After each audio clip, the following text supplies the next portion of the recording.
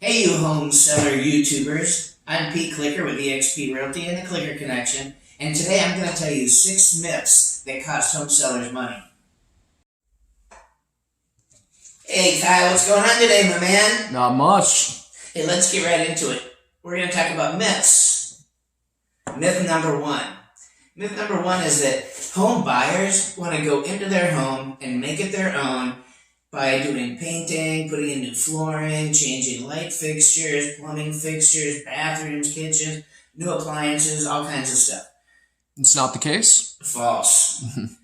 With the average sale price, especially with the average sale price being up over $300,000 these days, buyers want a turnkey operation. They want to go into a house and see fresh paint, new light fixtures, updates in the kitchen, updates in the bath, new flooring, or at least updated flooring, right, or restored. They want it to be done. Mm-hmm. They don't want to go in and spend a bunch more money. They want something they can go into, unpack, and start enjoying home ownership. Great. What about number 2? Myth number 2. Home sellers should beef up the price of their house to have room to negotiate. Ooh, no. No. Market value is market value, and that's the truth. And the definition of market value is whatever a buyer is willing to pay for a home in the current market with the current market conditions. Mm-hmm. If you up the price of your house, you're pricing it outside of the market value. Buyers are smarter than ever, and they're not gonna fall for that. So in order to attract more attention, you have to drop that price. And then you might get more attention, but then you have more market time. And then buyers wonder, why has this house been on the market so long? And then they see there's been a price reduction. And then you have to drop the price again, and before long, you end up selling the house below market value or not at all. Right. Myth number 3. If you think your home is worth more, then just ignore the comparable properties. Mm-hmm. You think? No.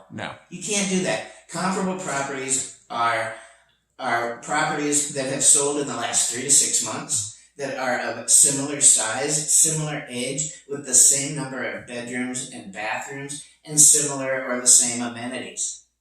Things that affect market value are things like extra bedrooms or extra bathrooms, or a larger garage, a 3-car garage instead of a 2-car garage, or an attached garage instead of a carport, or a larger lot, or some other sort of amenities. But the comparables show what I just talked about a minute ago, market value. You have to stay within market value.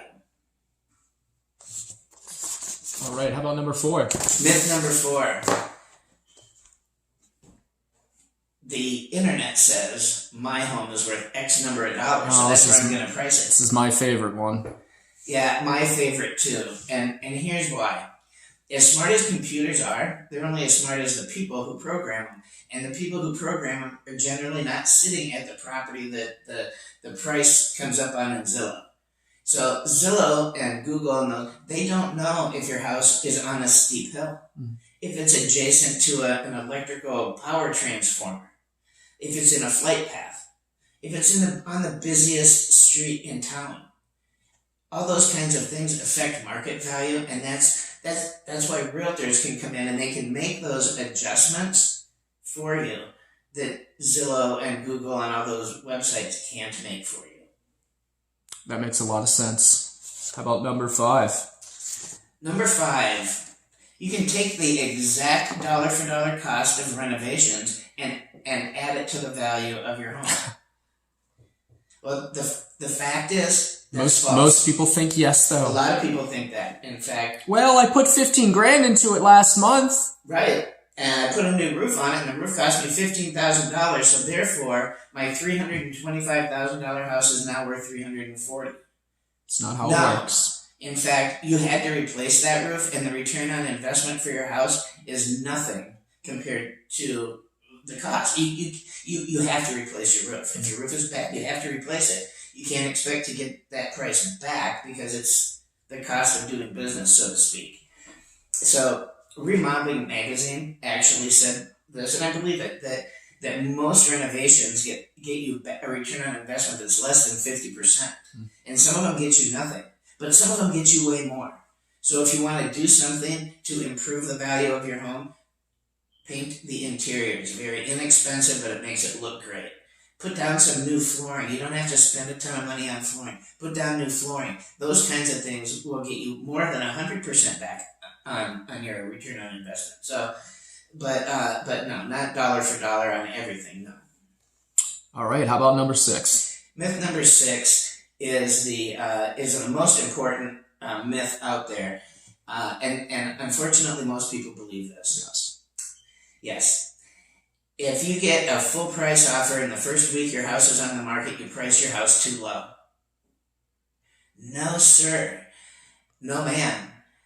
If you get a full price offer the first week your house is on the market, that means you price your house perfectly, and you are a very fortunate home seller to do that, because that's way below market average for market time. That's 100% of list price. That's what you should expect to get. Don't think you price your house too low because somebody bought it. If your house is priced too low, buyers will wonder why it's priced too low, and they're suspicious, and they should be suspicious. So if you get a full price offer on your home in the first week, you did a good thing. You listened to your agent who priced your home well, and you sold it, and congratulations for that. That's it for today. See you next time, Pete. See you next time.